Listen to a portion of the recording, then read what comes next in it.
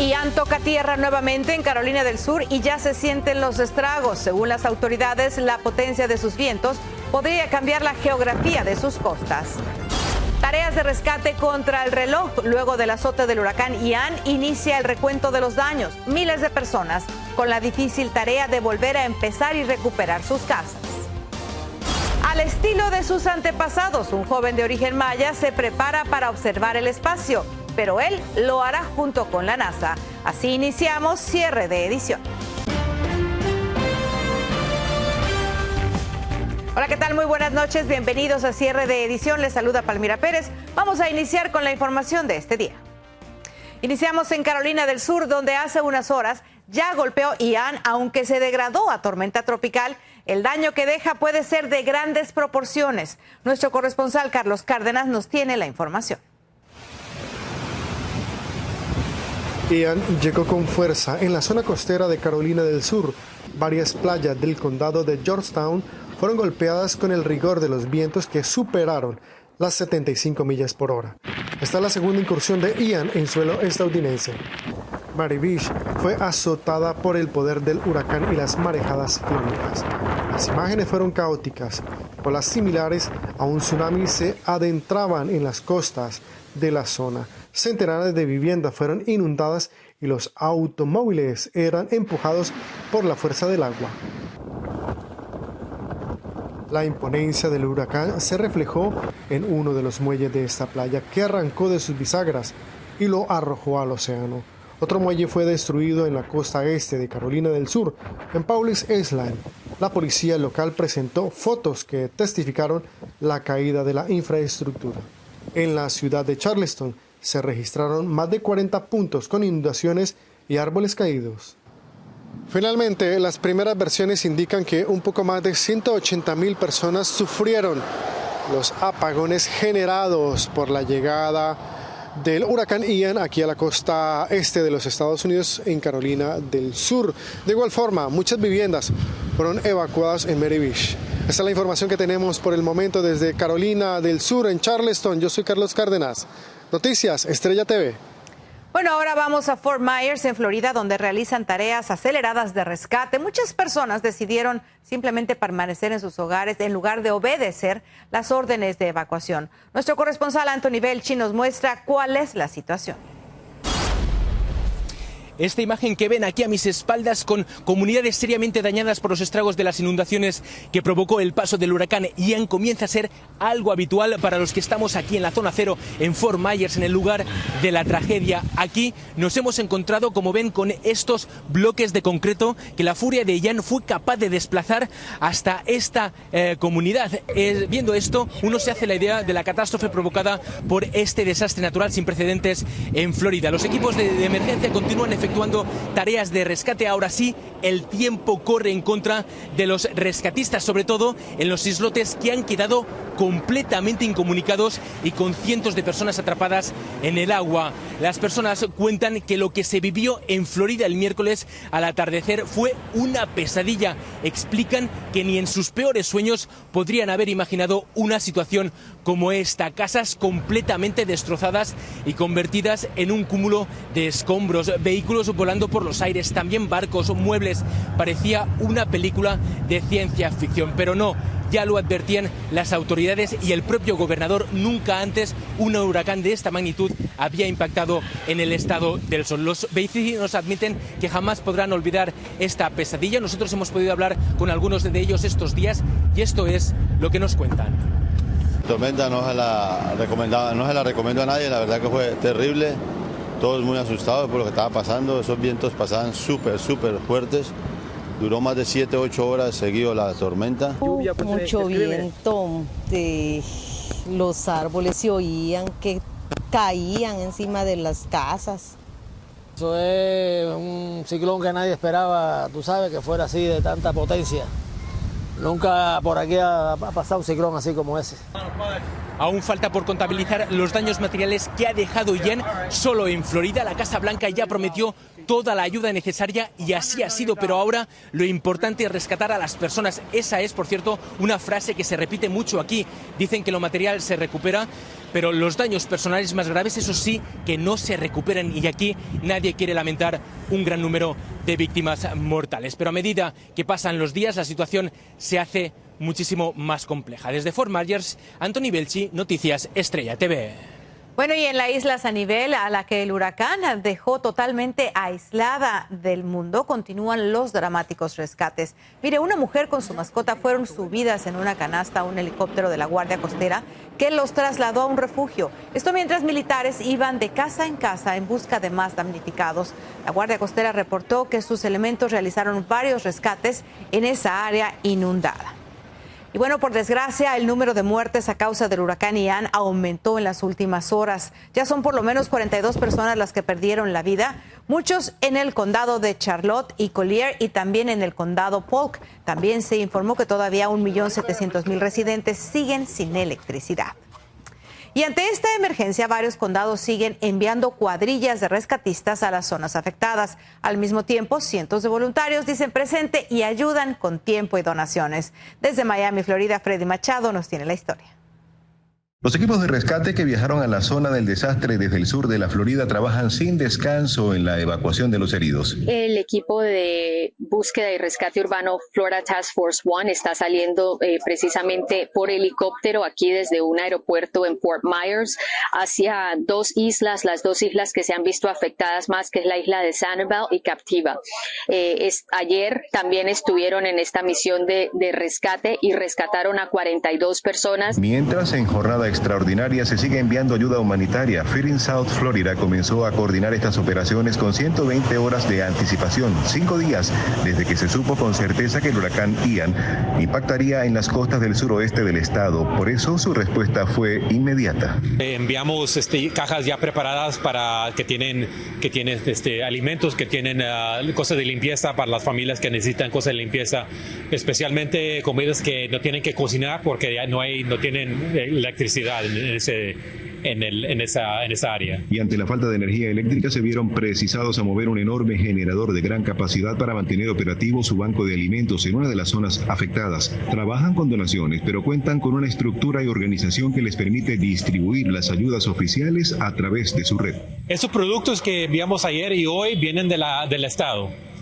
Son MREs o Meals Ready to Eat, que vienen de FEMA, también del estado, y aquí están ya listos para enviar a Los Cayos, que ya enviamos unos para Los Cayos que también están afectados por el huracán, y a South Dade, y también los enviamos a Fort Myers y Cape Coral. Muchos vecinos de Hollywood, donde tienen una de sus sedes, llegaron para ponerse a la orden y cooperar. Cientos de voluntarios respondieron en solidaridad por la necesidad de ayuda en esta contingencia. Quienes quieran contribuir con donaciones o con su trabajo como voluntarios pueden ir al sitio web de Feeding South Florida. En pantalla, cualquier ayuda será bienvenida. Yo soy Freddy Machado para cierre de edición.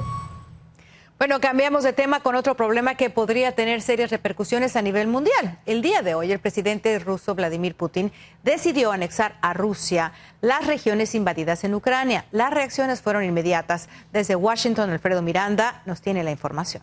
Vladimir Putin. En una ceremonia oficial en el Kremlin, Vladimir Putin oficializó la anexión de territorios ucranianos a Rusia con la firma de documentos por parte de representantes separatistas. No hay nada más fuerte que la voluntad decisiva de millones de personas que, de acuerdo a su cultura y su lengua, creen ser parte de Rusia. Ellos han vivido por generaciones en un país y no hay nada más fuerte que el deseo de esta gente de volver a sus raíces históricas. Más tarde, con un espectáculo en la Plaza Roja, Putin convocó a celebrar lo que él llama el retorno a la patria de los territorios rescatados. El secretario general de la ONU dijo que la anexión no será reconocida. La anexión de Donetsk, Lugansk, Kherson y Zaporizhia, regiones de Ucrania, no tiene valor legal y merece ser condenada. Es una escalada peligrosa que no tiene espacio en el mundo moderno y no debe ser aceptada. La condena internacional se apoya en la violación de tratados y convenciones sobre territorios establecidos por la Comunidad de Naciones Unidas. Lo que Putin está haciendo viola la Carta misma de Naciones Unidas del 1945. Putin está violando las fronteras de Ucrania como están establecidas y los referendos que él llamó no fueron verdaderamente algo que se puede aceptar. Para el presidente ucraniano, la medida adoptada por su par ruso es la prueba de que ya no puede haber diálogo y con base en los antecedentes asegura ser miembro de hecho de la OTAN. De facto. Y pidió un proceso acelerado para otorgarle la membresía a Ucrania. Estamos tomando un paso decisivo al firmar la aplicación de Ucrania para una acelerada inclusión a la OTAN. Incorporar a Ucrania a la OTAN implicaría una movilización inmediata de tropas de los países miembros a la zona de conflicto, razón por la cual aceptar el pedido de Zelensky no sería una opción. Ciertos países de la NATO o de la Unión Europea que se van a oponer porque piensan que es un compromiso muy serio que podría traerlos, digamos, a una guerra otra vez más amplia. En una situación similar, el año 2014, Putin anexó la región ucraniana de Crimea a Rusia después de un referéndum bajo la narrativa del principio de autodeterminación. Desde Washington, Alfredo Miranda, Noticias Estrella TV. Bueno, y por otro lado, un juez federal estadounidense desestimó la demanda presentada por México contra fabricantes de armas estadounidenses. La demanda era por $10,000 millones y responsabilizaba a los fabricantes de facilitar a cárteles de la droga el tráfico de las armas en la frontera. Según el juez, las denuncias contra las compañías estadounidenses están prohibidas por una ley federal. México dijo que apelaría. Y bueno, no se vaya, tenemos mucho más aquí en cierre de edición. Por fin encuentran los cuerpos de una madre y su hija. Su vehículo cayó en un agujero que se abrió en la calle.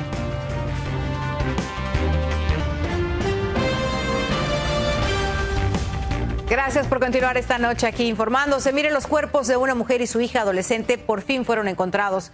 Hace unos días desaparecieron al caer a un socavón de 30 metros que se abrió en medio de la calle.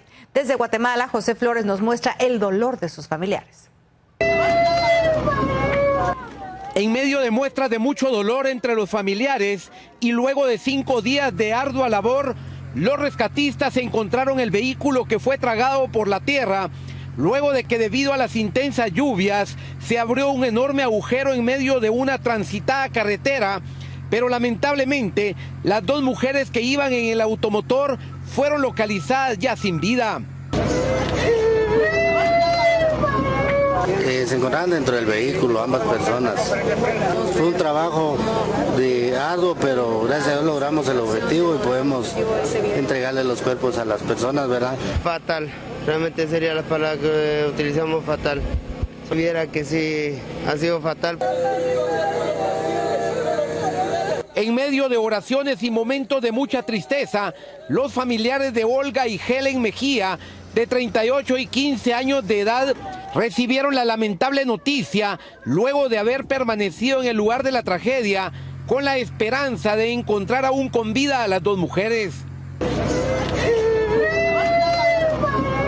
Se los agradecemos de corazón, no tenemos cómo pagarles este apoyo que nos han brindado porque solo nosotros no hubiéramos podido pasar esto. Estas 5 o 6 noches, no me acuerdo cuántas noches ya llevamos acá. El vehículo cayó al agujero en medio de los torrenciales aguaceros y los rescatistas tuvieron enormes problemas para encontrarlo, ya que fue arrastrado hasta el fondo, lo que generó enormes críticas para las autoridades. Estaba a 30 metros, eso no lo podíamos hacer de un día para otro y hoy poder concluir esta etapa que era poder entregarle a la familia, a sus familiares que tanto nos lo pedían. Las 2 mujeres serán veladas y enterradas en su pueblo natal, en el departamento de Totonicapán, donde las personas les rendirán un homenaje. En Guatemala, José Flores, Noticias Estrella TV. Bueno, y por otro lado, en California, los empleadores tendrán que incluir el sueldo de su lista de vacantes a partir del 1 de enero del 2023. El objetivo de la medida, que convirtió en ley el gobernador Gavin Newsom, es proveer la igualdad de pagos y quienes la violen serán multados. California se une así a estados como Washington, Colorado y Connecticut, que también aprobaron una regla similar hace unos meses. No se vaya porque aún tenemos más información aquí en Cierre de Edición. Un grupo de hackers roba documentos importantes del gobierno. Le diremos qué secretos de Estado obtuvieron. El joven maya que hace historia en la NASA, al igual que sus antepasados, estudia el espacio.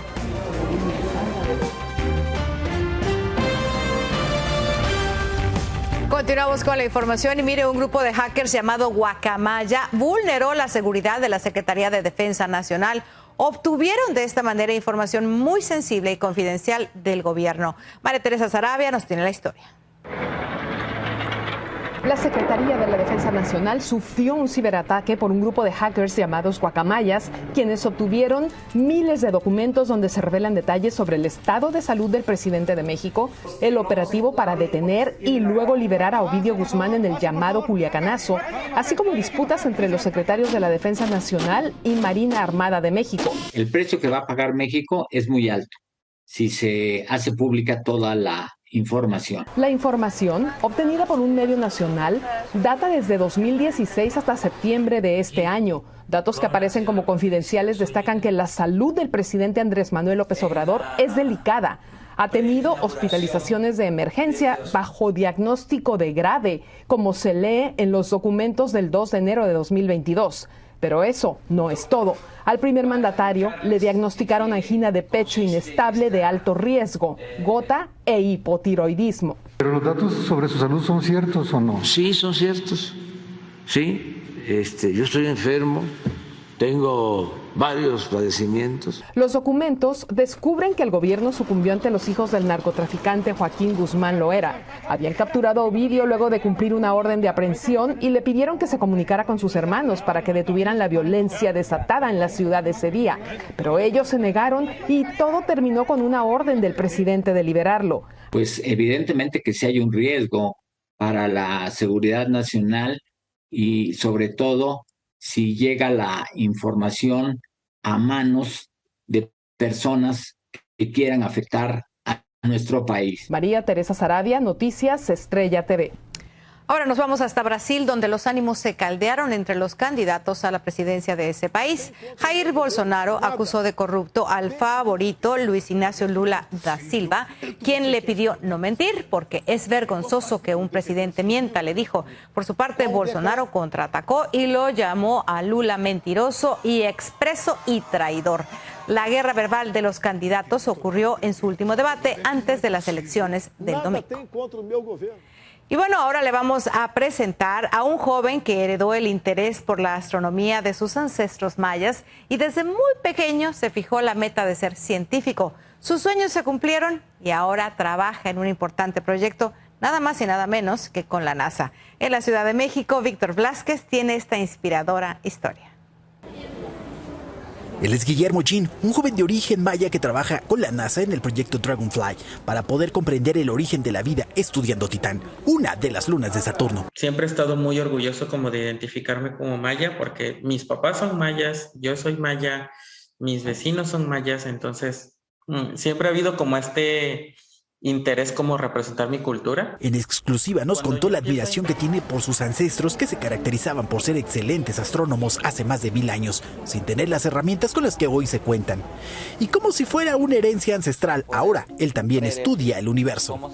Yo decía, no, pues yo quiero hacer lo mismo que ellos hacían. Yo quería estudiar las estrellas, quería ver cómo se forman, por qué son de diferentes colores, por qué titilan, por qué, como que fue lo que me impulsó en un principio. Y a pesar de que fue discriminado por su origen maya y la sencillez de su familia, ahora pertenece a un selecto equipo de 117 científicos de la NASA, donde él es el único mexicano que utilizará la sala de supercómputo para analizar los datos obtenidos por un dron del proyecto Dragonfly. La astrobiología intenta buscar, primero, entender cómo surgió la vida aquí en la Tierra, entender cuáles son los mecanismos en la Tierra que generaron esta vida, poder entender en qué otras partes del universo estos mismos mecanismos pueden replicarse y a partir de ello ver cómo se distribuye la vida alrededor del universo. En las anécdotas de la familia quedará cómo las ganancias de todo un día de trabajo eran para pagar los libros y la escuela, sacrificios que ya dan frutos. Guillermo, el mayor de 3 hermanos, ya se encuentra listo para en marzo viajar a la NASA y quizá en un futuro la humanidad entienda un poco más el origen de la vida. En Ciudad de México, Víctor Blázquez, Noticias Estrella TV. Qué inspiradora historia, un maya en la NASA. No se vaya, aún tenemos mucho más aquí en Cierre de Edición. Además del sabor y de mantenerlo despierto, le diremos otros beneficios escondidos que tiene el café.